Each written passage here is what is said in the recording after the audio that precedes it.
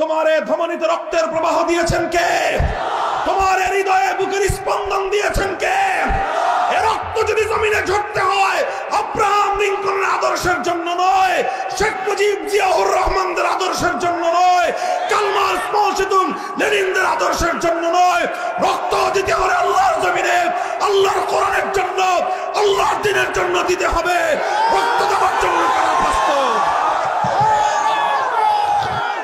আজও আমরা যদি আমাদের এই সমাজে, এই পরিবেশে ঘরে ঘরে আল্লাহর কোরআনের তেলাওয়াতের আওয়াজ যদি আমরা গুঞ্জন উঠাতে পারি, ইনশাআল্লাহ এই সমাজ থেকে জাহেলিয়ত পালিয়ে যেতে বাধ্য হবে। যখনই আমি কোরআনের এক একটা বিধান আল্লাহর জমিনে বাস্তবায়ন করতে যাব, তখনই তারা আমার পথে অন্তরায় হয়ে দাঁড়াবার চেষ্টা করে।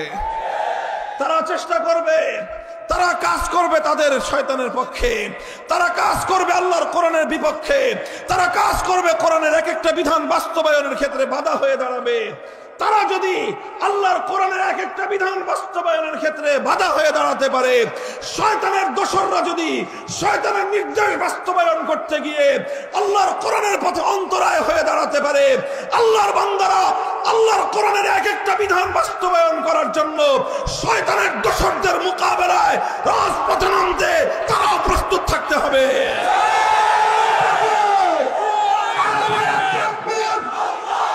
আল্লাহর নবী বিদায় হজে গিয়েছেন, ১৬ লক্ষ সাহাবায়ে কেরামকে সঙ্গে নিয়ে হজ করতে গিয়েছেন, আর উম্মতকে সাহাবায়ে কেরামকে বলেছেন, খুযু আন্নী মানাসিকাকুম, হে আমার উম্মত, হজের এক একটা আমল তোমরা আমাকে দেখে দেখে প্র্যাকটিক্যাল শিখো। আল্লাহর নবী তার জিন্দেগিতে ২৭টা জিহাদে নিজে সশরীরে অংশগ্রহণ করে উম্মতকে দেখিয়েছেন কিভাবে আল্লাহর দ্বীনের জন্য জিহাদ করতে হয়, উম্মতকে শিখিয়েছেন, প্র্যাকটিক্যাল দেখিয়েছেন কিভাবে আল্লাহর দ্বীনের জন্য রক্ত দিতে হয়, প্র্যাকটিক্যাল দেখিয়েছেন কিভাবে আল্লাহর দ্বীনের জন্য ত্যাগের কোরবানি স্বীকার করতে হয়, দেখিয়েছেন কিভাবে বাতিলের মোকাবেলা করতে হয়, কিভাবে কুফর এবং তাগুতের বিরুদ্ধে সিনা টান করে সামনের সম্মুখের সারিতে গিয়ে যুদ্ধের ময়দানে বুক টান করে বাতিলের মোকাবেলা করতে হয়। এটা শুধু মুখে বর্ণনা করে বয়ান দিয়ে আল্লাহর নবী বোঝান নাই, প্র্যাকটিক্যাল করে করে তিনি দেখিয়েছেন। যখন কোন সমাজের মধ্যে এই ধরনের বৈষম্য দেখা দেয়, এ বৈষম্য করা, বিচার ব্যবস্থার মধ্যে এরকম বৈষম্য তৈরি করা, এটা মামুলি কোনো অন্যায় নয়, এটা ছোটখাটো কোনো অপরাধ নয়, বরং এটা এত জঘন্য অপরাধ যেই সমাজের বিচার ব্যবস্থায় বৈষম্য তৈরি হয়, যেই সমাজের মধ্যে একদল মানুষের জন্য এক বিচার, আরেক দল মানুষের জন্য আরেক বিচার, একই অপরাধ করলে একজনের সাজা হবে, ওই একই অপরাধ করলে আরেকজন পার পেয়ে যাবে, এমন বৈষম্য যেই সমাজে তৈরি হয়, সেই সমাজকে আমার আল্লাহ পাক ধ্বংস করে দেন। মুহতারাম হাজিরিন, নবী আকরাম সাল্লাল্লাহু আলাইহি ওয়াসাল্লাম সেই জাতিকে কথা বোঝালেন, সুতরাং বৈষম্য করা যাবে না। তোমরা মনে করেছো, তদবির নিয়ে এসেছো আমার কাছে যে আমার আত্মীয়, আমার রক্তের সম্পর্ক, আমার দাদির পরিবারের লোক অপরাধ করেছে, এই জন্য মনে করেছো যে আমি তাকে ছেড়ে দিব, আমি তার উপর আল্লাহর কোরআনের বিধান বাস্তবায়ন করব না।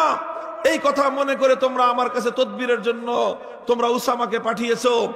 শুনে রাখো আরবের মানুষ, শুনে রাখো, ওয়াল্লাহি লাউ আন্না ফাতিমাতা বিনত মুহাম্মাদিন সারাকাত লাকাতাতু ইয়াদাহা। আল্লাহর নবী যে কথাটা বললেন, সেই কথাটা যদি সহিহ হাদিসের মধ্যে বর্ণিত না হতো, পৃথিবীর কোন মানুষ নিজের মুখে সেই কথা উচ্চারণ করার সাহস পেত না।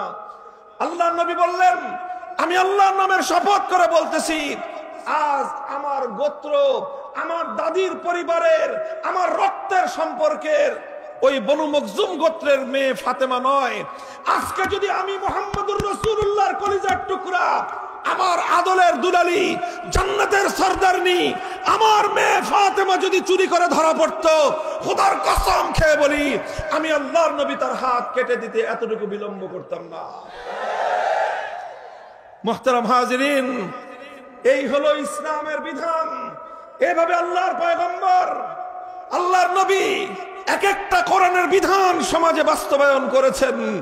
একটা একটা করে বিধান বাস্তবায়ন করে আল্লাহর নবী সমাজের গভীর থেকে সমস্ত জাহিলিয়াত এবং বর্বরতার শেকড় শুদ্ধ উপড়ে ফেলেছিলেন। এরপরেই সেই সমাজে মানবতার ফুলবাগান তৈরি হয়েছিল। এরপরেই সেই সমাজের মধ্যে আলোকিত সমাজ তৈরি হয়েছিল। এরপরেই সারা পৃথিবীকে তারা আলো বিকিরণ করতে পেরেছিল। মুহতারাম হাজিরিন, এই জন্য আমি বলি, এই যে বিচার ব্যবস্থার যে বৈষম্য, আজ এ কথা বলতে বাধ্য। আমরা একটা দেশে বসবাস করছি, একটা সমাজে বসবাস করছি। আমরা এই সমাজ নিয়ে অনেকে গর্ব করি, অহংকার করি এই দেশ নিয়ে। আমরা তো বলি, এখন আগে বলতাম স্বাধীনতা পেয়েছি, 5ই আগস্টের পরে তো বলি দ্বিতীয় স্বাধীনতা। সব ঠিক আছে, স্বাধীনতা তো অনেক পেয়েছি, তবে এখনো আমি বলবো স্বাধীনতা পেয়েছি, স্বাধীন হয়েছে আমার মাটি, মানচিত্র স্বাধীন হয়েছে, স্বাধীন হয়েছে, পতাকা স্বাধীন হয়েছে, কিন্তু এ জাতি এখনো পর্যন্ত স্বাধীনতা পায় না। মানচিত্রের স্বাধীনতা পেয়েছি, পতাকার স্বাধীনতা হয়েছে, জাতির স্বাধীনতা এখনো পর্যন্ত হয় নাই। বলবেন কেমনে জাতির স্বাধীনতা হয় নাই?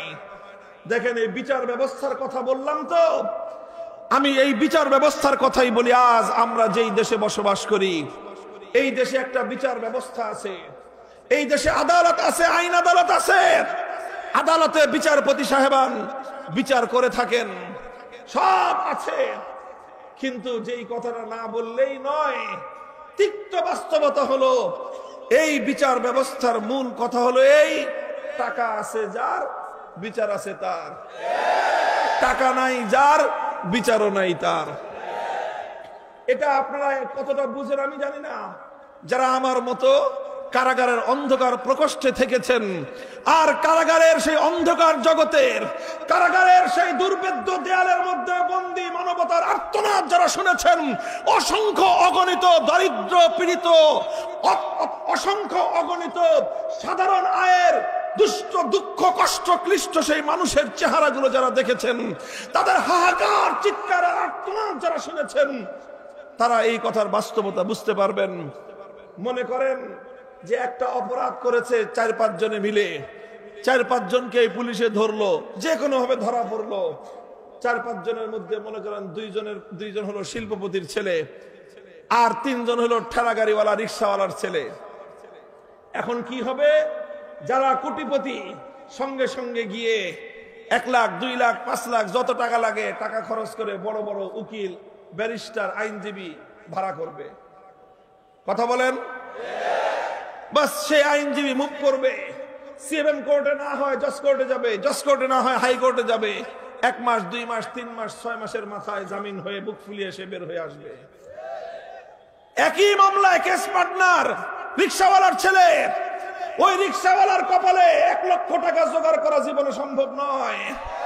যার নুন আনতে পান্তা ফুরায়, যার প্রতিদিন তার অসুস্থ মায়ের জন্য চিকিৎসার খরচ জোগাড় করতে যার ঘাম ঝরাতে হয়, যার অসুস্থ স্ত্রীর চিকিৎসা করার সামর্থ্য তার নাই, যার দরিদ্র পীড়িত সন্তানের একটা আহ্লাদ, একটা শখ পূরণ করার সামর্থ্য যার নাই, তার কপালে 50,000, 1 লাখ টাকা জোগাড় করে উকিলের হাতে পুরে দিয়ে উকিলকে ভাড়া করে তারপরে জামিন চাওয়ার সামর্থ্য তার নাই।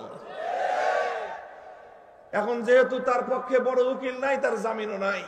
মাসের পর মাস কেটে যায়, বছর পেরিয়ে, যুগ পেরিয়ে যায়, কিন্তু বড় উকিলও ভাড়াও করতে পারে না, আর তার কপালে জামিনও জুটে না। এরকম কয়টা দৃষ্টান্ত দেখবেন? কয়টা? শত শত নয়, হাজার হাজার বন্দী আজ বাংলাদেশের কারাগারগুলোতে প্রায় 70 থেকে 80,000 বন্দী আছে।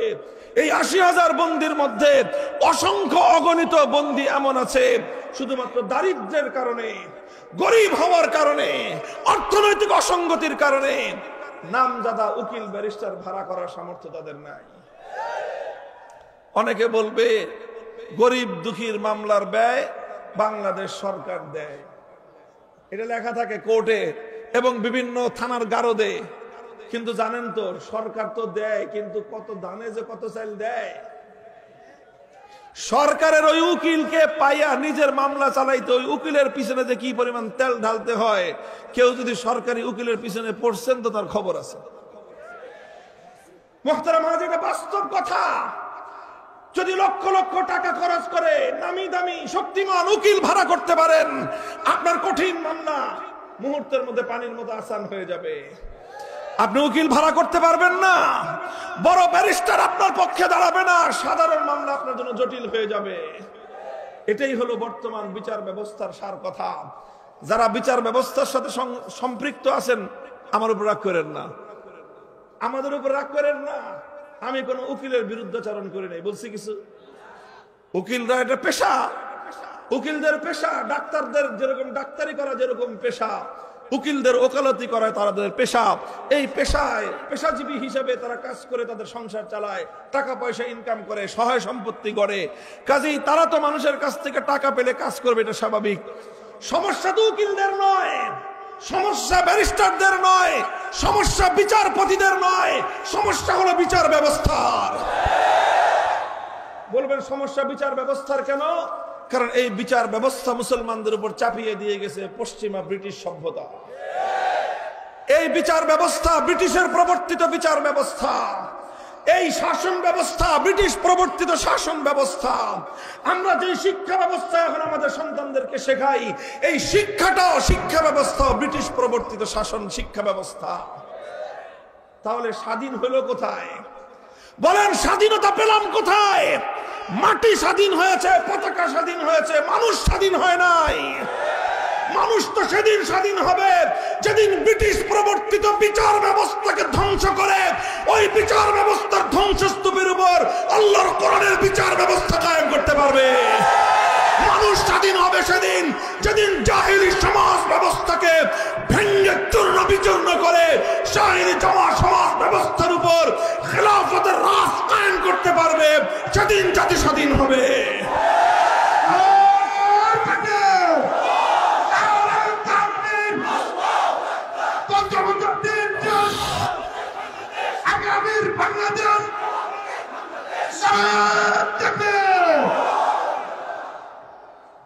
মুহতারাম হাজিরিন, ইসলাম প্রবর্তিত বিচার ব্যবস্থা যদি কায়েম হয়, ধনী দরিদ্রের মধ্যে বৈষম্যের কোনো সুযোগ থাকবে না।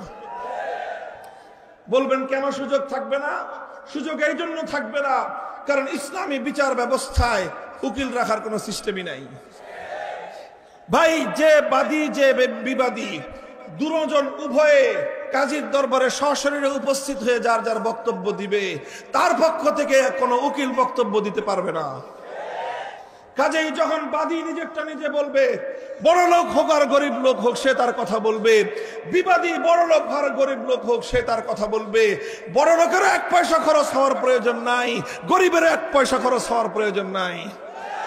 তদন্ত করতে হলে রাষ্ট্রীয় খরচে তদন্ত করা হবে, আদালতের খরচে তদন্ত করা হবে।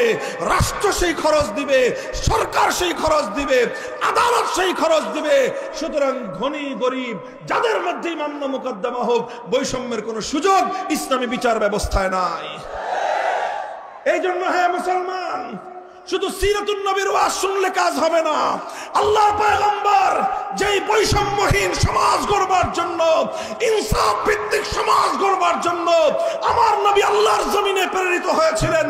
নবীর উম্মতেরা ওঠো, দাঁড়াও, শপথ করো, বৈষম্যমূলক এই সমাজ ব্যবস্থা ভেঙে গুড়িয়ে দিতে হবে, সাম্য এবং ইনসাফের সমাজ গড়তে হবে।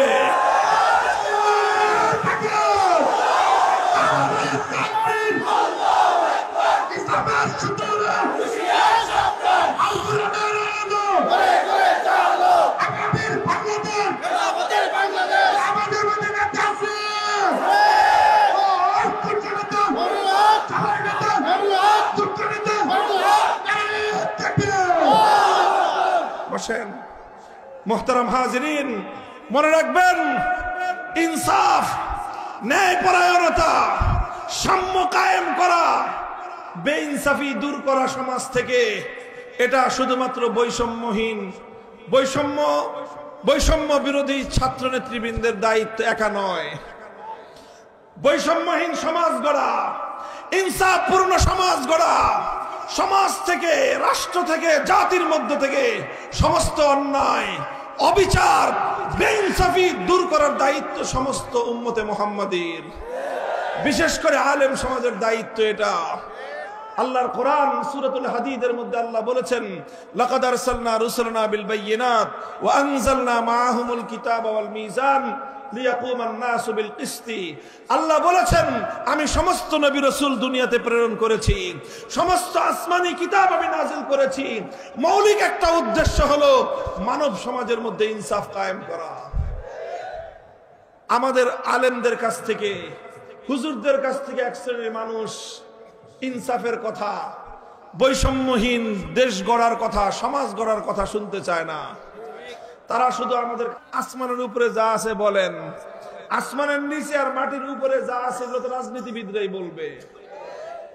এটা আরেকটা জাহেলিয়াত।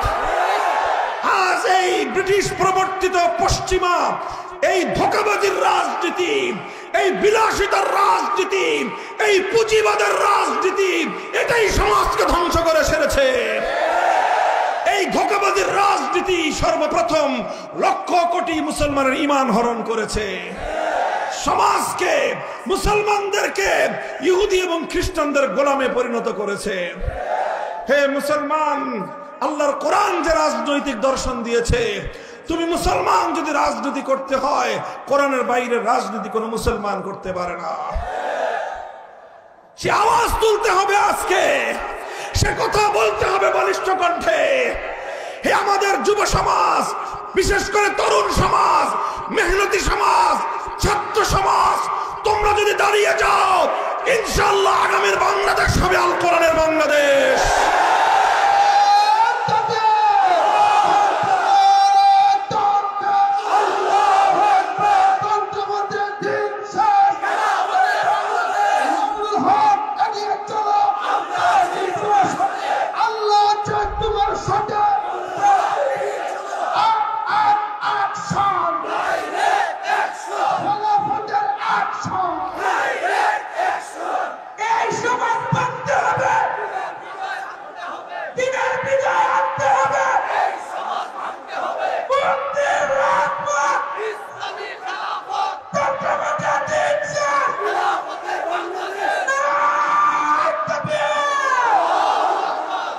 মুহতারাম হাজিরিন, এজন্য বলি কোরআন পড়ুন, কোরআন বুঝুন, এরপরে হলো কোরআনী সমাজ কায়েম করার জন্য সংঘবদ্ধ হন। তৈরি আছেন ইনশাআল্লাহ? আল্লাহর কোরআনের কারীমকে নিয়ে আল্লাহর পয়গম্বরের সর্বশেষ দায়িত্ব ছিল যেটা নবীজি করেছেন, সেটা হলো মানুষকে প্রথমে আল্লাহর কোরআনের তেলাওয়াত শিখিয়েছেন, শুনিয়েছেন, তারপরে কোরআনের মর্ম বুঝিয়েছেন, এরপরে কোরআনে কারীমের এক একটা বিধান আল্লাহর জমিনে বাস্তবায়ন করেছেন। এরপরে আল্লাহর নবী মানুষকে শুধুমাত্র একবার দুইবার কোরআনের বিধান বাস্তবায়ন করে ক্ষান্ত হন নাই, বরং প্রতিটা মানুষের আখলাক, তার চরিত্র এমন ভাবে গঠন করেছেন যে প্রতিটা মানুষের চরিত্র আল্লাহর কোরআনী চরিত্রে পরিণত হয়েছে। কাজেই এটাই হলো তাজকিয়া, কোরআনী চরিত্র গঠন করতে হবে। কোরআনী চরিত্র গঠন করার জন্য কোরআনী সমাজ গড়তে হবে। কোরআনী সমাজ গড়ার জন্য আল্লাহর কোরআনকে বুঝতে হবে, অনুধাবন করতে হবে। এইভাবে আল্লাহর কোরআনকে কেন্দ্র করে একটা সমাজ আমরা গড়তে চাই। আমাদের সঙ্গে আপনারা কাজ করবেন তো ইনশাআল্লাহ? দেখেন, আমাদের দুনিয়ার কোনো স্বার্থ নাই, রাজনৈতিক কোনো ধান্দা আলহামদুলিল্লাহ আমাদের নাই। আমরা আমাদের ব্যক্তিগত কোনো স্বার্থে আপনাদেরকে আহ্বান জানাই না। আমাদের একমাত্র আহ্বান আল্লাহর কোরআনের পক্ষে। আমাদের একমাত্র আহ্বান আল্লাহর নবী যেই সমাজ দুনিয়াতে কায়েম করে উম্মতের সামনে যেই মডেল, যে আদর্শ পেশ করে গিয়েছেন, আমরা সেই আল্লাহর নবীর মডেলের উপরে একটা সমাজ গড়তে চাই। আলহামদুলিল্লাহ, বাংলাদেশ ধীরে ধীরে সেদিকেই অগ্রসর হয়ে যাচ্ছে। কথা বলেন ঠিক না বেঠিক? এদেশের তরুণ সমাজ জাগতে শুরু করেছে। এদেশের তরুণ সমাজ এখন আল্লাহর কোরআনের চেতনা বুকে ধারণ করতে শুরু করেছে। এদেশের তরুণ সমাজ তারা ফ্যাসিবাদের বিরুদ্ধে, স্বৈরাচারের বিরুদ্ধে, জালিমের বুলেটের মুখে বুক চিতি আবু সাঈদের মতো দাঁড়িয়ে যেতে শিখেছে। এ জাতির মায়েরা তাদের সন্তানদেরকে অন্যায় এবং অবিচারের বিরুদ্ধে যুদ্ধের ময়দানে যাওয়ার জন্য উদ্বুদ্ধ করতে শিখেছে। যে জাতির মায়েরা তাদের সন্তানদেরকে অন্যায়ের বিরুদ্ধে মোকাবেলা করার জন্য যুদ্ধের ময়দানে পাঠায়, সে জাতিকে কেউ দাবায় রাখতে পারবে না ইনশাআল্লাহ। কাজেই আমাদের আহ্বান, আসুন। অনেক কিছুই তো দেখা হয়েছে, অনেক রঙের বাংলাদেশ আমরা দেখেছি, কথা বলেন ঠিক না বেঠি? অনেক রঙের বাংলাদেশ দেখেছেন। এক সময় আমরা দেখেছি সোনার বাংলাদেশ, তারপরে এসে আরেকজন গেয়েছেন নতুন বাংলাদেশের গান, তারপরে আরেকজন এসে দেখালেন সবুজ বাংলাদেশের চিত্র, এরপরে আরেকজন এসে বললেন ডিজিটাল বাংলাদেশের গল্প, সর্বশেষ দেখা হলো স্মার্ট বাংলাদেশ। যা কিছু দেখলাম মানুষের কপালে শান্তি জুটে নাই। এবার আমরা একটা নতুন বাংলাদেশ দেখতে চাই। সে বাংলাদেশ হবে ইসলামের বাংলাদেশ, সে বাংলাদেশ হবে খেলাফতের বাংলাদেশ। ওই তাকায় দেখো, তাকায় দেখো, পৃথিবীর দিকে দিকে মুসলমানরা জেগে উঠেছে। খোরাসানের মুসলমানরা ইমারতে ইসলামিয়া কায়েম করে সারা দুনিয়ার সমস্ত বড় বড় তাগুতি শয়তানি শক্তদের শক্তির সঙ্গে চোখে চোখ রেখে কথা বলতে শুরু করেছে। সারা পৃথিবীকে তারা টক্কর দিয়ে, পৃথিবীর কোন আধুনিক রাষ্ট্রের কোন সমর্থনের প্রয়োজন হয় নাই। তারা ইমারতে ইসলামিয়া গঠন করে আল্লাহর কোরআনের রাজ কায়েম করে বিশ্ব দরবারে মাথা উঁচু করে তারা দাঁড়িয়ে গেছে। ওই তাকায় দেখো সিরিয়ার মুসলমানেরা 53 বছরের বাশার আল আসাদ, আসাদ আল হাফিজদের তাদেরকে উৎখাত করে আল্লাহর কোরআনের হুকুমত সেখানে তারা ঘোষণা দিয়েছে। সেই দামেস্কের শুভ্র সাদা মিনার এখন মুসলমানদের হাতে, যেই মিনারে আসমান থেকে অবতরণ করবেন সাইয়্যিদুনা হযরত ঈসা আলাইহিস সালাতু ওয়াস সালাম। ওই তাকায় দেখো ফিলিস্তিনের হামাসের মুজাহিদিনরা কিভাবে তারা বুক টান করে ছোট্ট ছোট্ট শিশুরা পর্যন্ত জায়নবাদী ইহুদিদের মোকাবেলায় মাঠে নেমেছে। এখন কথা হলো, আমরা বাংলাদেশের মুসলমান ঘুমায় থাকবো না, জেগে উঠবো। যদি জেগে উঠো, আলহামদুলিল্লাহ 5ই আগস্টের বিপ্লব আমাদের চোখে আঙুল দিয়ে দেখিয়ে দিয়েছে বিপ্লবের জন্য অনেক বড় রাজনৈতিক দলের প্রয়োজন নাই, বড় নেতার দরকার নাই। মানুষ যখন সাহস নিয়ে, মানুষ যখন হিম্মত নিয়ে, ঘাম ঝরিয়ে, অশ্রু দিয়ে আল্লাহর দরবারে সাহায্য প্রার্থনা করে, শহীদি ঈদগাহে বুকের রক্ত দেওয়ার জন্য প্রস্তুত হয়, সেই মাটিতে বিপ্লব চলে আসে। প্রস্তুত আছেন সবাই? হে যুবক, তোমার এই যৌবন দিয়েছেন কে? তোমার এই ধমনীত রক্তের প্রবাহ দিয়েছেন কে? তোমার এই হৃদয়ে বুকের স্পন্দন দিয়েছেন কে? এই রক্ত যদি জমিনে ঝরতে হয় আব্রাহাম লিঙ্কনের আদর্শের জন্য নয়, শেখ মুজিব জিয়াউর রহমানদের আদর্শের জন্য নয়, কালমার্স মাও সেতুং লেনিনদের আদর্শের জন্য নয়, রক্ত দিতে হলে আল্লাহর জমিনে আল্লাহর কোরআনের জন্য, আল্লাহর দ্বীনের জন্য দিতে হবে। রক্ত দেওয়ার জন্য কারা প্রস্তুত? সে যুগের জাহেলিয়াত ছিল প্রাচীন কালের জাহেলিয়াত, আর আজকের জাহেলিয়াত হলো আধুনিক যুগের জাহেলিয়াত। সেই জাহেলিয়াতটা ছিল শুধুমাত্র প্রাচীন যুগের একটা অসভ্যতার জাহেলিয়াত, আর আজকের যুগের জাহেলিয়াত এটা অত্যন্ত শক্তিশালী, এটা বিজ্ঞান নির্ভর, প্রযুক্তি নির্ভর শক্তিশালী এক জাহেলিয়াত।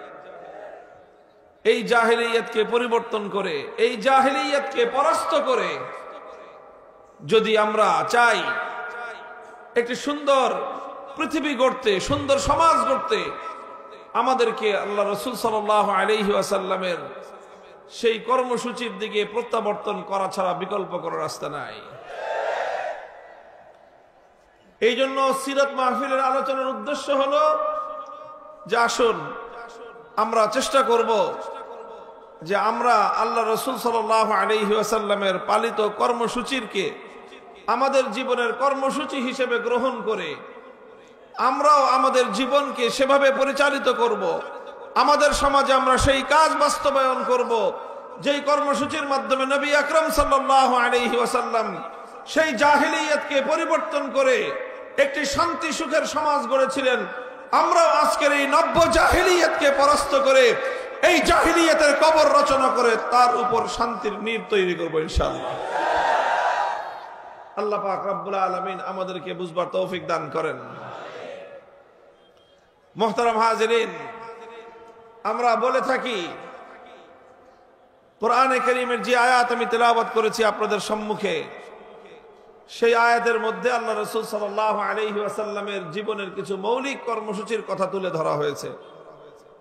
আল্লাহ নিজেই বলেছেন, হুয়াল্লাযী বা'আসা ফিল উম্মিয়্যিনা রাসূলাম মিনহুম ইয়াতলু আলাইহিম আয়াতিহি ওয়া ইউযাক্কিহিম ওয়া ইউআল্লিমুহুমুল কিতাবা ওয়াল হিকমাহ ওয়া ইন কানু মিন ক্বাবলু লাফি দালালিম মুবিন। আল্লাহ পাক রব্বুল আলামিন আল্লাহর নবীকে সবচেয়ে শক্তিশালী যে জিনিসটা দিয়েছিলেন দুনিয়ার মানুষের সংশোধনের জন্য, দুনিয়ার অবস্থা পরিবর্তন করার জন্য, দুনিয়ার মানুষকে বর্বর যুগ থেকে আলোর যুগে নিয়ে আসার জন্য শক্তিশালী, সবচেয়ে শক্তিশালী যেই হাতিয়ার আল্লাহ রব্বুল আলামিন তার নবীকে দিয়েছিলেন, সেই শক্তিশালী মাধ্যমের নাম হলো কিতাবুল্লাহ তথা আল্লাহর কোরআনে কারীম। এই কোরআন, এটাই ছিল নবী আকরাম সাল্লাল্লাহু আলাইহি ওয়াসাল্লামের জীবনের, তার বিপ্লবের প্রধান হাতিয়ার। কোরআনকে কেন্দ্র করে, এই কোরআনকে দিয়েই আল্লাহর নবী তার সে ঐতিহাসিক বিপ্লব সাধন করেছিলেন। কোরআনকে কেন্দ্র করে নবী আকরাম সাল্লাল্লাহু আলাইহি ওয়াসাল্লাম চারটি কাজ করেছেন। কয় কাজ? চার কাজ করেছেন। আল্লাহর কোরআনকে কেন্দ্র করে কোরআনের উপর আল্লাহর নবী চারটি মেহনত করেছেন এবং সেই চার মেহনত উম্মতের মধ্যে তিনি জিন্দা করেছেন। প্রথম মেহনত হলো ইয়াতলু আলাইহিম আয়াতিহি। আল্লাহর নবী উম্মতের মধ্যে, আল্লাহর বান্দাদের মধ্যে আল্লাহর কোরআনের তেলাওয়াতকে তিনি ব্যাপকভাবে শিক্ষা দান করেছেন। মানুষকে আল্লাহর কোরআনের তেলাওয়াত শিক্ষা দিয়েছেন। তিনি উম্মতকে কোরআনের তেলাওয়াত শুনিয়েছেন। কোরআনের তেলাওয়াত শেখানো, কোরআনের তেলাওয়াত শোনানো, এটা হলো নবী আকরাম সাল্লাল্লাহু আলাইহি ওয়াসাল্লামের সর্বপ্রথম বুনিয়াদী কর্মসূচি। কোরআনের তেলাওয়াতের মাধ্যমেই নবী আকরাম সাল্লাল্লাহু আলাইহি ওয়াসাল্লাম তার বিপ্লবী কর্মসূচির সূচনা করেছিলেন। কোরআনে কারীমের তেলাওয়াতের মধ্যে আল্লাহ পাক রব্বুল আলামিন এমন একটা শক্তি রেখেছেন যে এই তেলাওয়াত, এটা মানুষের বদ্ধ দুয়ারকে, হৃদয়ের বদ্ধ দুয়ারকে খুলে দিয়ে মানুষের অন্ধকার হৃদয়ের মধ্যে আলো প্রজ্বলিত করে দেয়। এই জন্য নবী আকরাম সাল্লাল্লাহু আলাইহি ওয়াসাল্লামের সর্বপ্রথম কর্মসূচি হলো তেলাওয়াতে কিতাবুল্লাহ তথা কোরআনে কারীমের তেলাওয়াত। এবং এটা হলো নবী আকরাম সাল্লাল্লাহু আলাইহি ওয়াসাল্লামের একটা স্বয়ং সম্পূর্ণ কর্মসূচি। শুধু তেলাওয়াত, শুধু তেলাওয়াতে কিতাবুল্লাহ, এটাই আল্লাহর নবীর বিপ্লবী কর্মসূচির সবচেয়ে বুনিয়াদী কর্মসূচি ছিল। এই কোরআনের তেলাওয়াতের মাধ্যমেই নবী আকরাম সাল্লাল্লাহু আলাইহি ওয়াসাল্লাম সেই জাহেলি সমাজ ব্যবস্থার ভিত শুদ্ধ প্রকম্পিত করে দিয়েছিলেন এবং তিনি যে হেদায়েতের আলো জ্বালিয়েছিলেন, যে মশাল প্রজ্বলিত করেছিলেন, সেই মশালের সর্বপ্রথম অগ্নিস্ফুলিঙ্গ ছিল তেলাওয়াতে কিতাবুল্লাহ।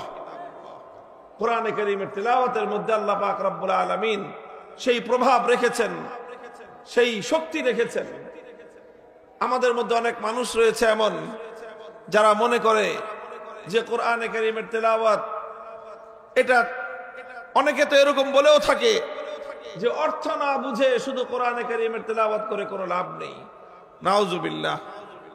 কোরআনে কারীমের তেলাওয়াত এটা একটা স্বয়ং সম্পন্ন কর্মসূচি। কোরআনের অর্থ বোঝা এটা আরেকটা কর্মসূচি, আর কোরআন তেলাওয়াত করা এটা একটা কর্মসূচি। কাজেই কেউ যদি কোরআনের অর্থ বুঝতে পারে ভালো কথা, কোরআনের মর্ম এবং অর্থ যদি নাও বুঝে, এরপরও কোরআনে কারীমের তেলাওয়াত এটা একটা বিপ্লবী কর্মসূচি। এটা মানুষের মধ্যে আমূল পরিবর্তন করবার বুনিয়াদী কর্মসূচি হলো কোরআনে কারীমের তেলাওয়াত। এই জন্য যারা মনে করে যে না বুঝে পড়লে কোরআনে কারীমের তেলাওয়াতের দ্বারা কোনো লাভ নেই, তারা মূলত আল্লাহর কোরআনকে অবমূল্যায়ন করে। তারা কোরআনে কারীমকে দুনিয়ার আর 10টা গ্রন্থের সঙ্গে একই পাল্লায় পরিমাপ করে। তারা মনে করে যেরকম সাহিত্যের বই না বুঝে পড়লে সাহিত্যের স্বাদ পাওয়া যায় না, কবিতার বই না বুঝে পড়লে কাব্যের আনন্দ পাওয়া যায় না। উপন্যাসের বই না বুঝে পড়লে উপন্যাসের চরিত্র বোঝা যায় না। গল্পের বই না বুঝে পড়লে কেউ গল্পের মজা পাবে না। বিজ্ঞানের বই না বুঝে পড়লে বিজ্ঞান শিখতে পারবে না। মেডিকেল সায়েন্সের বই না বুঝে পড়লে ডাক্তারি বিদ্যা জানা হবে না। তারা মনে করেছে এই সব বিষয়ের মতো কোরআনে কারীম এরকম যে না বুঝে পড়লে বুঝি কোরআনে কারীমের কোনো লাভ হবে না। তা নয়, অন্য সকল বিষয়ের বই না বুঝে পড়লে কোনো লাভ নাই। দুনিয়াতে একমাত্র গ্রন্থ আল্লাহর কোরআন, এটা বুঝে পড়লেও যেরকম মানুষের অন্তরের মধ্যে প্রভাব তৈরি করে, না বুঝে পড়লেও কোরআনের তেলাওয়াতের মধ্যে এমন একটা পাওয়ার আছে যে এই পাওয়ার যার অন্তরের মধ্যে প্রবেশ করবে, এই কোরআনের তেলাওয়াত যার কর্ণকুহরে প্রবেশ করবে, এটা মানুষের অন্তরের মধ্যে গিয়ে আঘাত করবেই এবং মানুষের হৃদয়ের বদ্ধ দুয়ার উন্মুক্ত করার ক্ষেত্রে পৃথিবীতে কোরআনে কারীমের চেয়ে শক্তিশালী আর কিছু নাই। হাদিসের কিতাবগুলোর মধ্যে তার অসংখ্য দৃষ্টান্ত খুঁজে পাওয়া যায়। সাহাবায়ে কেরামের জীবনীতে অসংখ্য দৃষ্টান্ত খুঁজে পাওয়া যায়। হযরতে আবু বকর রাদিয়াল্লাহু তাআলা আনহুর জীবন ইতিহাসে ঘটনা পাওয়া যায়। একবার আবু বকর সিদ্দিক রাদিয়াল্লাহু আনহু তিনি মক্কা ছেড়ে চলে যাচ্ছেন। রাস্তার মধ্যে এক লোকের সঙ্গে দেখা, একজন নেতৃস্থানীয় লোক, নাম হলো তার ইবনুদ দাগিনা। সে বলল, আবু বকর কোথায় যাও? তিনি বললেন যে আমি মক্কায় থাকবো না। কেন থাকবেন না? মক্কার মানুষ জুলুম এবং নির্যাতন করে, অন্যায় এবং অত্যাচার করেছে আমার উপর, আমাকে ত্যক্ত বিরক্ত করে দিয়েছে, এই জন্য আমি আর মক্কায় থাকবো না, মক্কা ছেড়ে চলে যাচ্ছি। ইবনুদ দাগিনা বলল যে না আবু বকর, তোমার মতো লোক মক্কা ছেড়ে চলে যেতে পারে না। তুমি মক্কার মধ্যে মানুষের উপকার করো, অনাহারীকে আহার তুলে দাও, অভাবগ্রস্তের অভাব দূর করো, তুমি অসুস্থ মানুষের চিকিৎসা করো, তুমি মানুষকে সাহায্য করো। তোমার মতো এরকম সোনার মানুষ, মাটির মতো নরম মানুষ, পরোপকারী মানুষ যদি মক্কা থেকে চলে যায়, এটা মক্কার অধিবাসীদের জন্য একটা কলঙ্কের বিষয় হবে, বদনাম হবে তাদের। তুমি মক্কা ছেড়ে চলে যেও না। তোমার কি সমস্যা, চলো আমি সমাধান করে দিচ্ছি। ইবনুদ দাগিনা নামক সেই সরদার আবু বকর রাদিয়াল্লাহু আনহুকে সঙ্গে করে মক্কায় ফিরে আসলেন। এসে মক্কাবাসীকে বললেন যে দেখো, আবু বকর সে একজন ভালো মানুষ, তার মতো এরকম সোনার মানুষ হয় না। এই লোকটাও যদি তোমাদের অত্যাচারে অতিষ্ঠ হয়ে মক্কা ছেড়ে চলে যায়, তাহলে গোটা আরবের মধ্যে মক্কার মানুষের বদনাম হয়ে যাবে যে আরো আবু বকরের মতো একজন ভালো মানুষ মক্কায় থাকতে পারে নাই। এই জন্য আবু বকর মক্কায় থাকবে, আমি দায়িত্ব নিচ্ছি, তোমরা কেউ আবু বকরকে ডিস্টার্ব করবে না। মক্কার লোকেরা বলল যে ঠিক আছে, আবু বকর থাকবে, থাকুক। আবু বকর আমাদের বাপদাদার ধর্ম ত্যাগ করে মুহাম্মাদের ধর্ম গ্রহণ করেছে সাল্লাল্লাহু আলাইহি ওয়াসাল্লাম, আমরা না হয় সেটাও মেনে নিলাম। আবু বকর মুহাম্মাদের ধর্ম প্রচার করে, আমরা না হয় সেটাও মেনে নিলাম। কিন্তু আবু বকরকে আমাদের একটা শর্ত মানতে হবে। কি শর্ত? যে আবু বকর কোরআন তেলাওয়াত করে, কোরআন তেলাওয়াত করুক, সেটা নিয়ে আমরা আপত্তি করব না। তবে শর্ত হলো আবু বকর কোরআন তেলাওয়াত করবে তার ঘরের মধ্যে দরজা জানালা বন্ধ করে।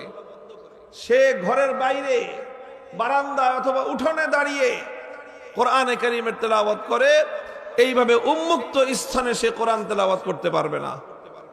ইবনুদ দাগিনা জানতে চাইল কারণ কি? ঘরের মালিক আবু বকর, ঘরের উঠোনের মালিক আবু বকর, তার জায়গায় সে দাঁড়িয়ে কোরআন তেলাওয়াত করবে, তোমাদের সমস্যা কি?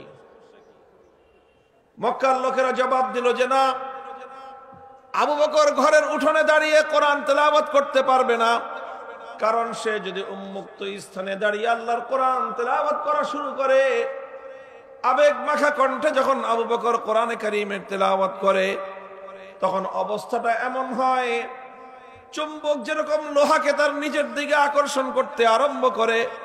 আবু বকর যখন তার ঘরের উঠোনে দাঁড়িয়ে আবেগ মাখা কণ্ঠে হৃদয় উজাড় করে দিয়ে কণ্ঠ খুলে আল্লাহর কোরআনের তেলাওয়াত করতে আরম্ভ করে, তখন আমরা আমাদের ঘরগুলোতে আমাদের ছোট ছোট শিশু সন্তানদেরকে পর্যন্ত আটকে রাখতে পারি না। চুম্বক যেরকম লোহাকে তার নিজের দিকে আকর্ষণ করতে থাকে, ঠিক তেমনি ভাবে আবু বকরের কোরআনের তেলাওয়াত আমাদের ঘরগুলো থেকে ছোট ছোট সন্তানদেরকে পর্যন্ত আকর্ষণ করে আবু বকরের ঘরের দিকে টেনে নিয়ে যায়। আমরা এটা বরদাস্ত করতে পারবো না। আমাদের ঘরগুলো থেকে আমাদের নারীরা, আমাদের শিশুরা পর্যন্ত আবু বকরের ঘরের দিকে পঙ্গপালের মতো ছুটতে আরম্ভ করবে। আর আল্লাহর কোরআনের তেলাওয়াত শুনে শুনে তারা এভাবে জাহেলিয়াতের পথ ছেড়ে দিয়ে আলোর পথের দিকে তারা অনুসারী হবে, আলোর পথের দিশারি হবে। এটা কোশ্চিন কেন আমরা বরদাস্ত করতে পারি না।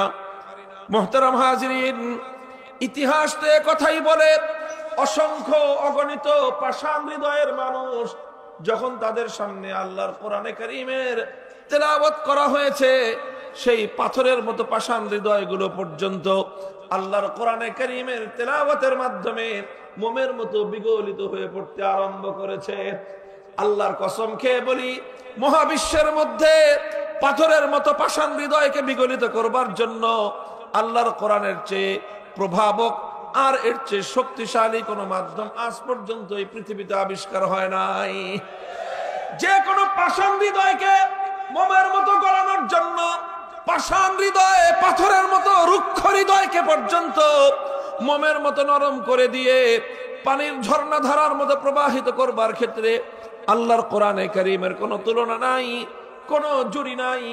এই জন্যই আল্লাহ পাক রব্বুল আলামিন বিশ্ব নবী, মানবতার নবী মুহাম্মদ আরবি সাল্লাল্লাহু আলাইহি ওয়াসাল্লামকে সর্বপ্রথম যেই কর্মসূচি দান করেছিলেন, সেই কর্মসূচির নাম হলো ইয়াতলু আলাইহিম আয়াতিহি।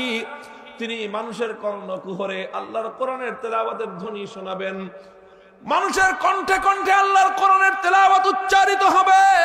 পাড়ায় পাড়ায়, মহল্লায় মহল্লায়, ঘরে ঘরে আল্লাহর কোরআনের তেলাওয়াত হবে। এই তেলাওয়াতের আওয়াজ যখন গুঞ্জরিত হয়, তখন কোরআনে কারীমের তেলাওয়াতের এই গুঞ্জরণে সমাজ থেকে জাহেলিয়াত বিতাড়িত হতে বাধ্য হয়। আজও আমরা যদি আমাদের এই সমাজে, এই পরিবেশে ঘরে ঘরে আল্লাহর কোরআনের তেলাওয়াতের আওয়াজ যদি আমরা গুঞ্জরণ উঠাতে পারি, ইনশাআল্লাহ এই সমাজ থেকে জাহেলিয়াত পালিয়ে যেতে বাধ্য হবে। আলহামদুলিল্লাহ, কোরআনের তেলাওয়াত আছে, চলছে, কিছু কিছু মেহনত চলছে, মাদ্রাসাগুলো মেহনত করছে। আমরা আমাদের সংগঠনের পক্ষ থেকে বিভিন্ন সময়ে মানুষকে কোরআনের তেলাওয়াত শেখানোর জন্য উদ্যোগ গ্রহণ করে থাকি। এই সমাজ পরিবর্তন হোক, এই জাহেলিয়াত পরিবর্তন হোক, এই বর্বরতার অবসান ঘটুক, এই অসভ্যতার অবসান ঘটুক, এই অশ্লীলতার অবসান ঘটুক। এজন্য আজ আমরা বাংলার মাটিতে একটা আওয়াজ তুলতে চাই। মাদ্রাসা শিক্ষায় কোরআনের শিক্ষা রয়েছে, কওমি মাদ্রাসায় কোরআনের শিক্ষা রয়েছে, আলিয়া মাদ্রাসায় কোরআনের শিক্ষা রয়েছে। সেই সঙ্গে জাতীয় শিক্ষা ব্যবস্থায় মুসলমানদের ট্যাক্সের পয়সা দিয়ে প্রাইমারি স্কুলগুলো চলে। মুসলমানদের ট্যাক্সের পয়সা দিয়ে মুসলমানদের সন্তানদেরকে প্রাইমারি স্কুলগুলোতে বাংলা, অঙ্ক, ইংলিশ, ইতিহাস, ভূগোল অনেক বিষয় শিক্ষা দেওয়া হয়। এমনকি এখন তাদেরকে পিটি শিক্ষা দেওয়ার জন্য শিক্ষক নিয়োগ করা হয়। নাচ গানের জন্য পর্যন্ত নর্তকীর শিক্ষা দেওয়ার জন্য ব্যবস্থা গ্রহণ করা হচ্ছে। অথচ মুসলমানদের সন্তানদের প্রাইমারি স্কুলে আল্লাহর কোরআন শিক্ষা দেওয়ার কোনো ব্যবস্থা নাই। শাহজালালের বাংলায় 90% মুসলমানদের দেশে প্রাইমারি স্কুলে মুসলমানদের সন্তানদের কোরআন শিক্ষা দেওয়ার জন্য প্রতিটি প্রাইমারি স্কুলে একজন নুরানি মুআল্লিম, বিশুদ্ধ কোরআনের তেলাওয়াত শিক্ষাদানকারী শিক্ষক নিয়োগ করতে হবে। যদি এটা করা যায়, এই প্রাইমারি লেভেল থেকে ইনশাআল্লাহ নতুন সমাজ গঠনের কর্মী তৈরি হওয়া শুরু হবে। জাহেলিয়াত এবং বর্বরতার মূল উৎপাটন হওয়া শুরু হবে। এটা আজ আমরা শুধুমাত্র দাবি হিসাবে বলছি, কিন্তু বলতে বলতে আমাদের এই কথা যদি কর্তৃপক্ষের কান দিয়ে প্রবেশ না করে, কানে কিভাবে পানি ঢোকাতে হয় সে ব্যবস্থা তাওহীদি জনতা, কোরআন প্রেমিক জনতা গ্রহণ করতে বাধ্য হবে ইনশাআল্লাহ।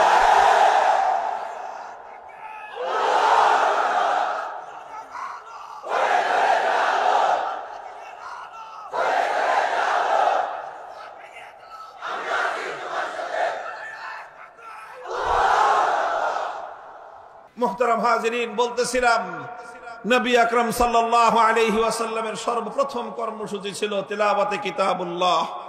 এই জন্য আমরাও বলি আল্লাহর কোরআন পড়ুন সবাই, কোরআন তেলাওয়াত করুন সবাই। যে মুসলমানের হৃদয়ে আল্লাহর কোরআনের তেলাওয়াত নাই, তার হৃদয়টা মুর্দা হৃদয়। ওই মুসলমান একজন মুর্দা মুসলমান। আমরা জিন্দা মুসলমান চাই। মুহতারাম হাজিরিন, কোরআনে কারীমের তেলাওয়াত ঘরে ঘরে আওয়াজ উচ্চারণ করেন। ঘরে ঘরে আল্লাহর কোরআনের তেলাওয়াতের আওয়াজ উচ্চারিত হোক। মুমিনের প্রত্যেকটা সন্তানের কণ্ঠে কণ্ঠে আল্লাহর কোরআনের তেলাওয়াতের গুঞ্জরণ হোক। কথা বলেন ঠিক কিনা? নবী করিম সাল্লাল্লাহু আলাইহি ওয়াসাল্লামের 2 নম্বর কর্মসূচি যেটা ছিল, ওয়ায়ুআল্লিমুহুমুল কিতাব। তিনি কোরআন তেলাওয়াত শিক্ষা দেওয়ার পরে এরপরে উম্মতকে কোরআনের মর্ম শিখিয়েছেন, কোরআনের মর্ম বুঝিয়েছেন, কোরআনের ব্যাখ্যা বুঝিয়েছেন। কোরআনের ব্যাখ্যা শিক্ষা দেওয়া, কোরআন বোঝা, এটাও মুমিনের অনেক বড় দায়িত্ব এবং জিম্মাদারি।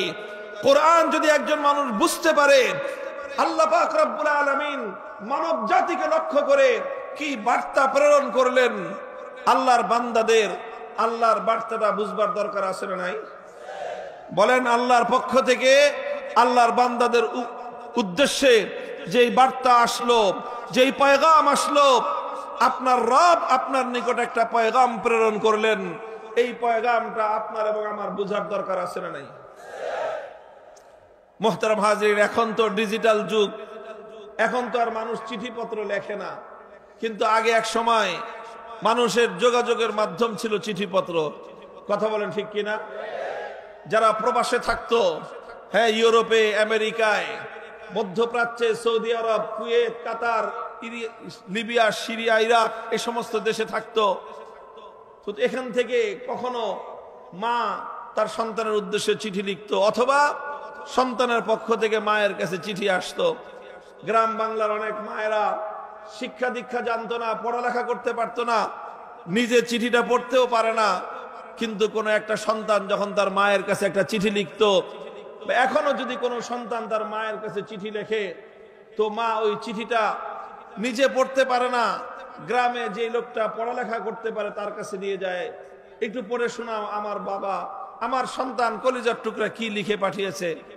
মা একবার শুনে তার হৃদয় জোড়ায় না, বলে আবার পড়ো। আবার শুনেছে, তাও হৃদয় জোড়ায় না, বলে আবার পড়ো। বারবার একজন মা তার সন্তানের পক্ষ থেকে প্রেরিত একটা পয়গাম, একটা চিঠি শুনতে চায়, কারণ সন্তানকে ভালোবাসে মা। সেই সন্তান মাস মাস ধরে, বছরের পর বছর ধরে প্রবাসে থাকতেছে, ওই সন্তানের পক্ষ থেকে একটা চিঠি আসলে সেই চিঠির মর্ম বুঝবার জন্য, সেই চিঠির কথাগুলো একবার একটু মায়ের কানে শুনবার জন্য, সেই চিঠির কথাগুলো একবার একটু পড়বার জন্য একজন মা অধীর হয়ে যায়। কথা বলেন ঠিক কিনা? মুহতারাম হাজিরিন, তো একজন মা যেরকম তার সন্তানের পক্ষ থেকে প্রেরিত একটা পয়গাম বারবার বুঝবার জন্য অধীর আগ্রহ নিয়ে সে অপেক্ষার প্রহর গুনতে থাকে, বুঝবার জন্য সে পাগল পারা হয়ে যায়, অথচ আমাদের নিকট আমাদের রব্বুল আলামিন কোরআনে কারীমের মতো এরকম এক মহান পয়গাম দুনিয়ার প্রত্যেকটা মানুষকে উদ্দেশ্য করে আল্লাহ পাক রব্বুল আলামিন আরশের উপর থেকে প্রেরণ করলেন। আমরা বহু মানুষ এমন আছি, অসংখ্য মানুষ এমন আছে যারা সাধারণ শিক্ষিত বা অশিক্ষিত, তাদের কথা বাদই দিলাম, যারা শিক্ষিত, পড়াশোনা করার অভ্যাস, হাজার হাজার বইপত্র অনেকে পড়েছে। অনেকে আছে এমন গল্পের বই, উপন্যাসের বই পড়ে সব শেষ করে ফেলেছে, বঙ্কিমচন্দ্র থেকে শুরু করে হুমায়ুন আহমেদ পর্যন্ত কোনোটা বাদ রাখে নাই। হাজার হাজার বই পড়েছে, বিজ্ঞানের বই পড়েছে, সায়েন্স ফিকশনের বই পড়েছে, মেডিকেল সায়েন্সের বই ডাক্তাররা পড়তে পড়তে বুড়া হয়ে যায়, পরীক্ষা শেষ হয় না। কথা বলেন ঠিক কিনা? পড়ুক, পড়াশোনা করা ভালো, কিন্তু বড় আশ্চর্য এবং হৃদয় বিদারক কথাটা হলো এই, অসংখ্য মানুষ এমন আছে সারাটা জীবন অতিক্রান্ত হয়ে গেছে, কিন্তু অন্তত একবারের জন্য হলেও আল্লাহর কোরআনে কারীমের সূরা ফাতিহা থেকে সূরা নাস পর্যন্ত পূর্ণ কোরআনটা একবার অন্তত অনুবাদ দেখে হলেও বুঝে পড়বার চেষ্টা করে নাই। একজন মুসলমানের জন্য এর চেয়ে বড় লজ্জার কোনো বিষয় হতে পারে না। এই জন্য আমাদের সকলের দায়িত্ব হলো কোরআনকে একটু বুঝার চেষ্টা করা, অল্প অল্প করে হলেও প্রতিদিন 1 আয়াত 2 আয়াত করে আপনি অনুবাদ পড়বেন। হক্কানি উলামায়ে কেরাম কোরআনে কারীমের অনুবাদ লিখেছেন, তাফসীর লিখেছেন, যে কোনো একটা নির্ভরযোগ্য তাফসীর অনুবাদ সংগ্রহ করে রেখে সেই অনুবাদ এবং তাফসীর একটু একটু করে পড়বেন, সবাই পড়বেন, মুসলমান পুরুষ হোক নারী হোক। যদি একজন মানুষ আল্লাহর কোরআনকে একটু একটু করে অভিজ্ঞতার আলোকে দেখা গিয়েছে যে কোরআনের বাণীগুলো একজন মানুষের হৃদয়ে যেভাবে আঘাত করে, একজন মানুষকে যেভাবে হেদায়েতের পথের দিকে আকর্ষণ করে, পৃথিবীতে কোরআনে কারীমের মতো হেদায়েতের দিকে আকর্ষণ সৃষ্টিকারী এমন শক্তিশালী দ্বিতীয় কোনো জিনিস নেই। ওয়া ইউআল্লিমুহুমুল কিতাব, আল্লাহর পয়গম্বরের 2 নম্বর দায়িত্ব হলো উম্মতকে যেই কোরআনের তেলাওয়াত শেখালেন, এবার তিনি সেই কোরআনের মর্ম বোঝাবেন, মর্ম শেখাবেন, তাফসীর করবেন। আলহামদুলিল্লাহ সুম্মা আলহামদুলিল্লাহ। একদিকে এখন যেমনি ভাবে উলামায়ে কেরাম এবং আমরা চেষ্টা করে যাচ্ছি মুসলমানদের সন্তানদেরকে আল্লাহর কোরআনে কারীমের বিশুদ্ধ তেলাওয়াত শিক্ষা দেওয়ার জন্য, সেই সঙ্গে মুসলিম জাতি যেন আল্লাহর কোরআন বুঝতে পারে তার জন্য অসংখ্য অগণিত পদক্ষেপ রয়েছে। তাফসীর গ্রন্থ লিখছেন উলামায়ে কেরাম, অনুবাদ গ্রন্থ লিখে লিখে প্রচার করছেন উলামায়ে কেরাম। তাফসীর মাহফিলগুলো হচ্ছে আল্লাহর কোরআনের পয়গাম বোঝানোর জন্য। মসজিদে মসজিদে তাফসীর হয় মানুষকে কোরআনের পয়গাম বোঝানোর জন্য। ও উম্মতে মুহাম্মাদিয়া, যদি তোমরা সফলতা চাও, কামিয়াবি চাও, আল্লাহর কোরআনকে বুঝবার চেষ্টা করো। কোরআন তোমাকে এবং আমাকে, গোটা উম্মতকে সফলতার রাস্তরণের দিকে নিয়ে যাবে ইনশাআল্লাহ। চেষ্টা করবেন তো কোরআন বুঝার? এটা গেল 2 নম্বর কাজ। আল্লাহর পয়গম্বরের 3 নম্বর কাজ যেটা, এটা খুব গভীর মনোযোগ দিয়ে শুনেন, বুঝেন। আল্লাহর নবী শুধু কোরআন তেলাওয়াত করে দায়িত্ব শেষ করেন নাই, শুধু কোরআন তাফসীর করে ব্যাখ্যা করে কোরআন বয়ান করে বুঝিয়ে দিয়ে আল্লাহর নবীর দায়িত্ব শেষ হয় নাই। নবীজির 3 নম্বর দায়িত্ব ছিল তালিমে হিকমত, অর্থাৎ আল্লাহর কোরআনে কারীমের প্রত্যেকটা আয়াতের বিধানকে, প্রত্যেকটা আয়াত আল্লাহ পাক যা বলেছেন, যেই বিধান নাজিল করেছেন, সেই বিধানগুলোকে তিনি শুধু বলে বলে বুঝান নাই, বরং প্রত্যেকটা বিধানকে তিনি প্র্যাকটিক্যাল বাস্তবায়ন করে উম্মতকে দেখিয়ে দিয়েছেন। একটা জিনিস আমি বলি যে কোরআনে কারীম এটা হলো একটা প্র্যাকটিক্যাল কিতাব। কোরআন কি বলেন তো? কি বললাম? একটা প্র্যাকটিক্যাল কিতাব। যারা জেনারেল লাইনে পড়াশোনা করেছেন, বিশেষ করে সায়েন্স যাদের ব্যাকগ্রাউন্ড, তারা ভালো বুঝবেন যে সায়েন্সের যে সকল সাবজেক্টগুলো আছে, এই যে সায়েন্সের যে কেমিস্ট্রি আছে, পদার্থবিজ্ঞান, এই পদার্থবিজ্ঞান বুঝতে হলে শুধু বই পড়ে বুঝলে হয় না, এটার জন্য প্র্যাকটিক্যাল করতে হয়। মেডিকেল সায়েন্স শুধু বই পড়লে, লেকচার শুনলে কেউ মেডিকেল সায়েন্সের ডাক্তার হতে পারবে না, বরং তাকে লেকচার শুনতে হবে, বই পড়তে হবে, সঙ্গে সঙ্গে প্র্যাকটিক্যাল তাকে অনুশীলন করে করে ডাক্তারি শিখতে হয়। ঠিক তদ্রূপ কোরআনে কারীম শুধু তেলাওয়াত করেই মানুষ বুঝতে পারবে না, কোরআনের শুধু ব্যাখ্যা শুনে আর ব্যাখ্যা পড়ে একজন মানুষ কোরআনকে আত্মস্থ করতে পারবে না, বরং কোরআনে কারীমকে আল্লাহ পাক রব্বুল আলামিন নবীজিকে দায়িত্ব দিয়েছিলেন যে আমার এই দুনিয়ার মানুষকে, আমার বান্দাদেরকে, আপনার উম্মতকে আপনি কোরআনের এক একটা আয়াতের বিধান বাস্তবায়ন করে প্র্যাকটিক্যাল দেখিয়ে দিয়ে যান। আর আল্লাহর নবী সেটা দেখিয়েছেন। যেরকম আল্লাহর কোরআনের আয়াত নাজিল হয়েছে, আল্লাহ পাক নাজিল করেছেন আকিমুস সালাত, সালাত কায়েম করো। আল্লাহর নবী তেলাওয়াত করেছেন, 1 নম্বর দায়িত্ব পালন হয়েছে। অর্থ বুঝিয়েছেন, সালাতের অর্থ কি, ইকামতের অর্থ কি, 2 নম্বর দায়িত্ব পালিত হয়েছে। এরপরে আল্লাহর নবী 3 নম্বর দায়িত্ব পালন করেছেন, তিনি নামাজ আদায় করেছেন। নামাজ দেখিয়ে দেখিয়ে তিনি তার উম্মতকে, সাহাবীদেরকে বলেছেন, সাল্লু কামা রাআইতুমুনি উসাল্লি, হে আমার উম্মত, শুধুমাত্র আমার কাছ থেকে শুনে শুনে নামাজ পড়বে না, বরং আমাকে যেভাবে নামাজ পড়তে দেখেছো, আমাকে নামাজ প্র্যাকটিক্যাল দেখে দেখে তোমরা নামাজ শেখো। আল্লাহর নবী বিদায় হজে গিয়েছেন, 100 লক্ষ সাহাবায়ে কেরামকে সঙ্গে নিয়ে হজ করতে গিয়েছেন, আর উম্মতকে, সাহাবায়ে কেরামকে বলেছেন, খুযু আন্নী মানাসিকাকুম, হে আমার উম্মত, হজের এক একটা আমল তোমরা আমাকে দেখে দেখে প্র্যাকটিক্যাল শিখো। আল্লাহর নবী তার জিন্দেগিতে 27টা জিহাদে নিজে সশরীরে অংশগ্রহণ করে উম্মতকে দেখিয়েছেন কিভাবে আল্লাহর দ্বীনের জন্য জিহাদ করতে হয়, উম্মতকে উম্মতকে শিখিয়েছেন, প্র্যাকটিক্যাল দেখিয়েছেন কিভাবে আল্লাহর দ্বীনের জন্য রক্ত দিতে হয়, প্র্যাকটিক্যাল দেখিয়েছেন কিভাবে আল্লাহর দ্বীনের জন্য ত্যাগ আর কোরবানি স্বীকার করতে হয়, দেখিয়েছেন কিভাবে বাতিলের মোকাবেলা করতে হয়, কিভাবে কুফর এবং তাগুতের বিরুদ্ধে সিনা টান করে সামনের সম্মুখের সারিতে গিয়ে যুদ্ধের ময়দানে বুক টান করে বাতিলের মোকাবেলা করতে হয়। এটা শুধু মুখে বর্ণনা করে বয়ান দিয়ে আল্লাহর নবী বোঝান নাই, প্র্যাকটিক্যাল করে করে তিনি দেখিয়েছেন।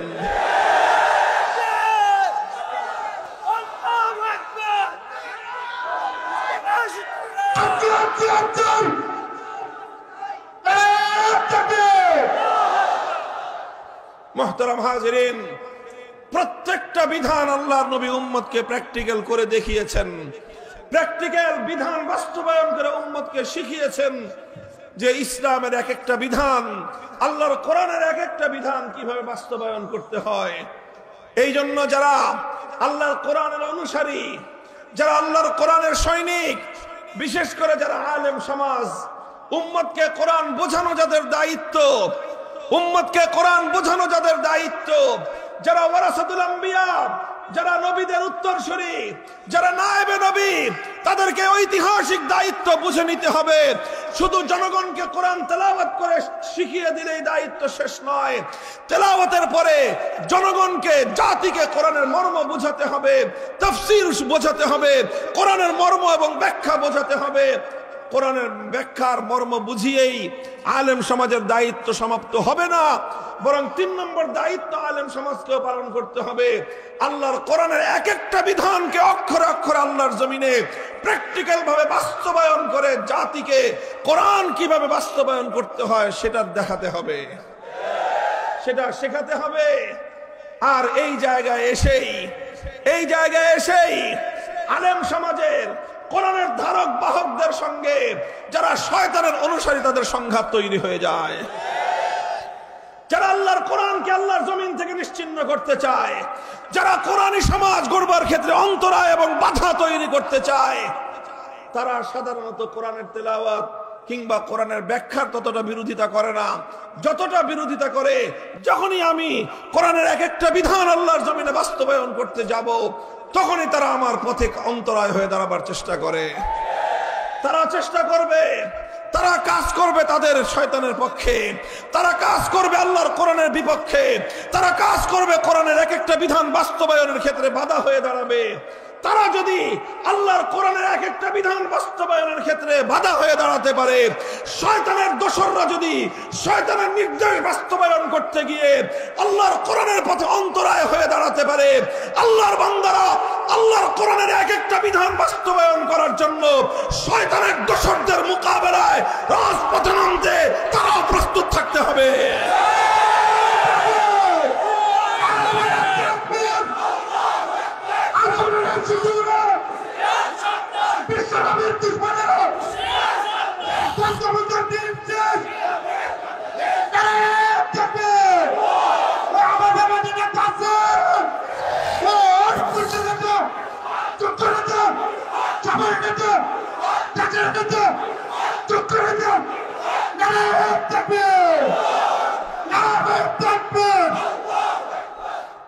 মুহতারাম হাজিরিন, অনেক অনেক বিধান রয়েছে কোরআনে কারীমের।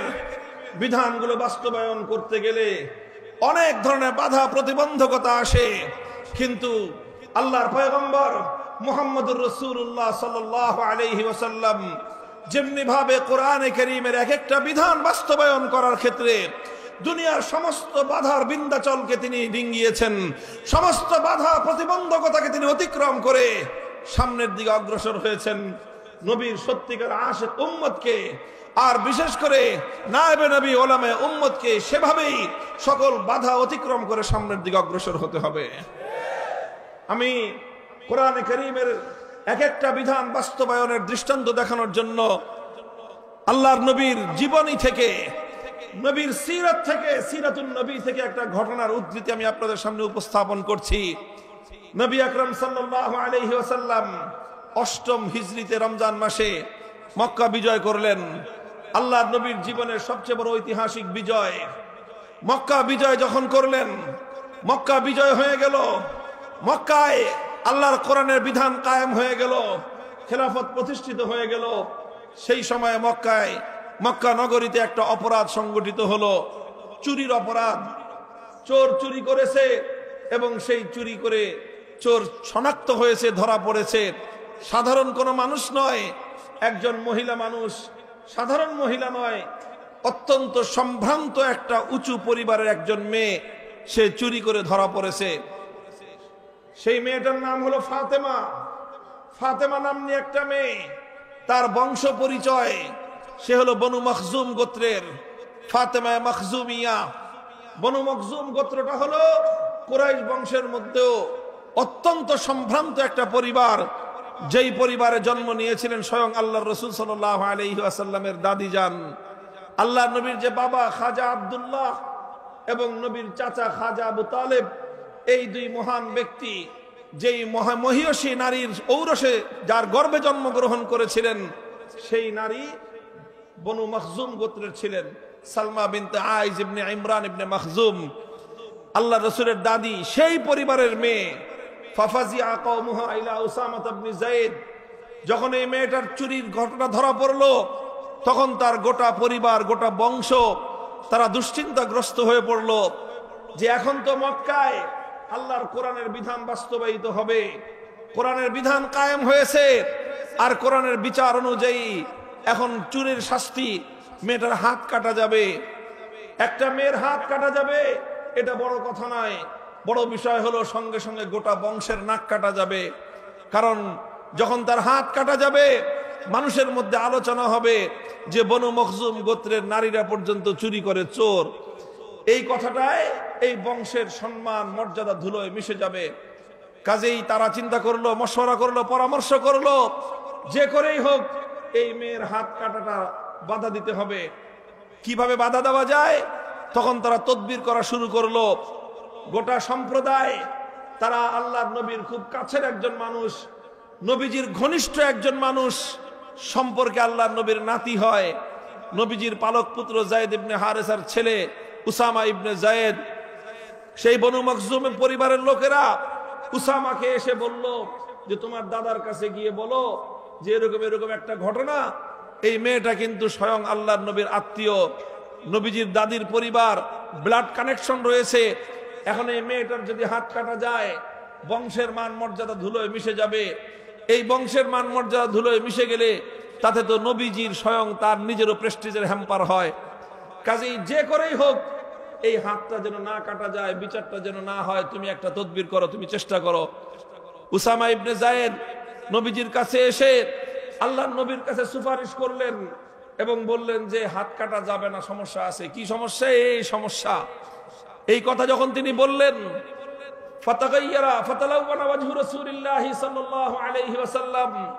হাদিসের কিতাবের ভাষ্য, আমার নবীর চেহারার রং বদলে গেল।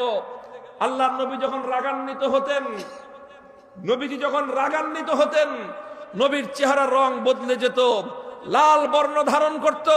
ফাকাআন্নামা ফুকিআ ফি ওয়াজিনাতাইহি হাব্বুর রুম্মান, মনে হতো যেন নবীজির মুখমণ্ডলের মধ্যে বেদানার রস ছিটিয়ে দেওয়া হয়েছে, এমন লাল টুকটুকে হয়ে যেত আল্লাহর নবীর চেহারা। নবীর চেহারা ওরকম রক্তিম বর্ণ ধারণ করলো।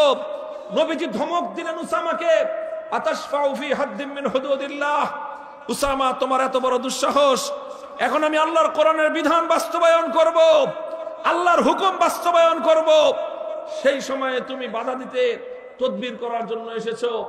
খবরদার, হুঁশিয়ার করে দেই তোমাকে, ভবিষ্যতে আর কোনোদিন এই ধরনের কোনো কথা নিয়ে, তদবির নিয়ে আমার কাছে আসবে না। আল্লাহর নবী উসামাকে ধমক দিয়ে বুঝতে পারলেন শুধু উসামাকে একা ধমক দিয়ে তো কাজ হবে না, কারণ বিষয়টা তো শুধু উসামার একার নয়, এই বিষয়টার সঙ্গে আমার গোটা বংশ জড়িত, বনু মখজুম গোত্র জড়িত, কুরাইশ বংশ জড়িত। এটার পিছনে গোটা আরবের শত বছরের জাহেলিয়াত এই বিষয়ের পেছনে আছে। কাজেই শুধু উসামা একাকে ধমকে কাজ হবে না, গোটা আরববাসীকে, মক্কার অধিবাসীদেরকে সংশোধন করতে হবে। এই জন্য আল্লাহর নবী মক্কার অধিবাসীদেরকে জমায়েত করলেন। ফালাম্মা কানাল আশিয়্যু কামা রাসূলুল্লাহ সাল্লাল্লাহু আলাইহি ওয়াসাল্লাম, বিকাল বেলায় আসরের নামাজের পরে আল্লাহর নবী দাঁড়িয়ে গেলেন জাতির উদ্দেশ্যে ভাষণ দেওয়ার জন্য।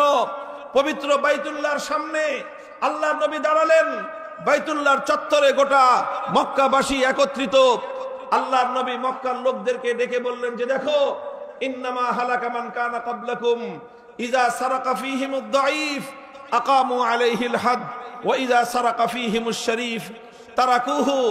হে আমার আরববাসী, হে আমার মক্কার অধিবাসী, হে আমার কুরাইশ বংশের আমার আত্মীয় স্বজন, আমার আপনজনেরা, তোমরা শুনে রাখো, আল্লাহ পাক রব্বুল আলামিন অতীতকালে পৃথিবীর অনেক জাতিকে আল্লাহ ধ্বংস করে দিয়েছেন। কি অপরাধ ছিল তাদের? তাদের অপরাধ ছিল যখন তাদের মধ্যে কোনো প্রভাবশালী মানুষ, কোনো সম্ভ্রান্ত মানুষ, কোনো পাওয়ারফুল ক্ষমতাবান মানুষ, কোনো শক্তিশালী মানুষ যখন তাদের মধ্যে কোনো অপরাধ করত, কোনো টাকা পয়সাওয়ালা শিল্পপতি অথবা কোনো ক্ষমতাবান রাজনৈতিক নেতা অথবা কোনো পাওয়ারফুল কোনো সম্ভ্রান্ত কোনো ব্যক্তি, প্রভাবশালী ব্যক্তি, এমপির শালা, মন্ত্রীর দুলাভাই, চেয়ারম্যানের খালু, এই জাতীয় লোকজন, প্রভাবশালী লোকজন, শিল্পপতি, টাকা পয়সাওয়ালা, ইন্ডাস্ট্রিয়ালিস্ট, রাজনৈতিক নেতা, এই জাতীয় লোকেরা যখন তাদের মধ্যে অপরাধ করত, তখন সেই লোকের উপর কোনো আইনের শাসন প্রয়োগ করা হতো না, নানা সিস্টেম করে তাদেরকে পার করে দেওয়া হতো। আর সেই একই অপরাধ যখন করতো ওয়াইদা সারাকা ফীহিমুদ দাঈফ, ওই একই অপরাধ করলো কোন গরিব মানুষ, কোন মেহনতি মানুষ, কোন খেটে খাওয়া কৃষক, শ্রমিক, মজদুর, রিকশাওয়ালা, ভ্যান গাড়ি চালক, ঠেলা গাড়িওয়ালা, নৌকার মাঝি, রাস্তার টোকাই, এই ধরনের দুর্বল মানুষ যখন ওই একই অপরাধ করত, আকামু আলাইহিল হাদ, তখন গোটা সমাজ মিলে বলতো যে অপরাধ করেছে, আইনের শাসন 100 ভাগের জায়গায় 200 ভাগ কায়েম করো। সবলের উপর একরকম বিচার, দুর্বলের জন্য আরেক রকম বিচার, বড় লোকের জন্য এক বিচার, গরিবের জন্য আরেক বিচার, সরকারি দলের এক বিচার, বিরোধী দলের জন্য আরেক বিচার। হ্যাঁ, ইসলামের সেই বিপ্লবের জন্য প্রস্তুত আছেন তো? কারা কারা প্রস্তুত আছেন? হাত তুলে দেখান, হাত তুলেন। রাজি আছেন তো ইনশাআল্লাহ? হাত নামান, হাত নামান, হাত নামান। এই বিপ্লব শুধু স্লোগান দিয়ে হবে না, শুধু বক্তৃতা দিয়েও হবে না। এই বিপ্লবের জন্য সর্বপ্রথম ঘাম ঝরানো পরিশ্রম করতে হবে। মানুষের কাছে কাছে আল্লাহর কোরআনের সমাজ গড়বার দাওয়াত নিয়ে যেতে হবে। এই ঘাম ঝরানো পরিশ্রম করবেন। এরপরে লাগবে হলো আরেকটা জিনিস, আল্লাহর কাছে সাহায্য চাইতে হবে। আল্লাহর সাহায্য ছাড়া কোনোদিনও হবে না। এজন্য চোখের অশ্রু দিয়ে আল্লাহর কাছে সাহায্য চাইতে হবে। চাইবেন তো? ঘাম আর অশ্রু যখন দিতে থাকবো আমি আর আপনি, ঘাম আর অশ্রুর মাধ্যমে এই জমিন বিপ্লবের জন্য উর্বর হয়ে উঠবে। তখন সেই উর্বর মাটিতে দিতে হবে বুকের তাজা খুন, শাহাদাতের রক্ত। শহীদি ঈদগাহে মাথায় কাফনের কাপড় পরে আল্লাহর দ্বীনের জন্য অকাতরে জীবন দেওয়ার জন্য কারা প্রস্তুত আছেন? হ্যাঁ, এটা শুধু কথার কথা না, শপথ, অঙ্গীকার? বলেন কার সাথে? কার সাথে? আল্লাহ পাক দেখতেছেন, হাত নামান। আল্লাহ পাক দেখেছেন, আল্লাহ শুনেছেন, কাজেই যার যার হিসাব আল্লাহর কাছে দিব ইনশাআল্লাহ আমরা। আল্লাহ পাক আমাদের সকলকে কবুল করুন, তৌফিক দান করেন। আমাদের এই সোনার জন্মভূমির প্রতি ইঞ্চি মাটিকে আল্লাহ পাক ইসলামের ঘাঁটি হিসেবে কবুল করুন। সুবহানাল্লাহি ওয়া বিহামদিহি, সুবহানাকাল্লাহুম্মা ওয়া বিহামদিক, আশহাদু আল্লা ইলাহা ইল্লা আনতা, আস্তাগফিরুকা ওয়া আতুবু ইলাইক। اللهم صل على محمد وعلى آل محمد كما صليت على إبراهيم وعلى آل إبراهيم إنك حميد مجيد. يا حي يا قيوم برحمتك نستغيث، أصلح لنا شأننا كله ولا تكلنا إلى أنفسنا طرفة عين. إله العالمين رب العالمين، আয় আল্লাহ, হাজার হাজার মানুষ দীর্ঘ সময় ধরে আয় আল্লাহ তারা আল্লাহ আপনার কোরআনের কথাগুলো শুনলো, আপনার প্রিয় নবীর সিরাতের কথাগুলো শুনলো, শপথ গ্রহণ করলো। আয় আল্লাহ, আপনার নবীর আদর্শ বাস্তবায়ন করবার জন্য ব্যক্তিগত জীবন থেকে সমাজ পর্যন্ত সর্বস্তরে আল্লাহ আপনার নবীর আদর্শ ইসলামী সমাজ গড়বার তৌফিক আপনি আমাদেরকে ইনায়াত করেন। আয় আল্লাহ বাংলাদেশ খেলাফত মজলিসকে আপনি কবুল করেন, বাংলাদেশ খেলাফত যুব মজলিসকে আল্লাহ আপনি কবুল করেন। আপনার জমিনে আপনার প্রদত্ত আয় আল্লাহ খেলাফত ব্যবস্থা কায়েম করবার জন্য আল্লাহ এই কাফেলাকে আপনি কবুল আর মঞ্জুর ফরমান। ইলাহুল আলামিন রব্বুল আলামিন আয় আল্লাহ আমাদের দোয়াকে আপনি কবুল করুন। আয় আল্লাহ মাহফিল যারা ইন্তজাম করেছেন, যারা সহযোগিতা করেছেন, প্রত্যেককে আপনি উত্তম বিনিময়ে এনায়েত করেন। ইলাহুল আলামিন রব্বুল আলামিন আমাদের এই প্রাণপ্রিয় মাতৃভূমি এর প্রতি ইঞ্চি মাটিকে আপনি ইসলামের ঘাঁটি হিসেবে কবুল করে নিন। ইলাহুল আলামিন রব্বুল আলামিন সকল অশান্তি আয় আল্লাহ সকল সংঘাত, দাঙ্গা হাঙ্গামা, ফিতনা ফাসাদকে আপনি বন্ধ করে দিন।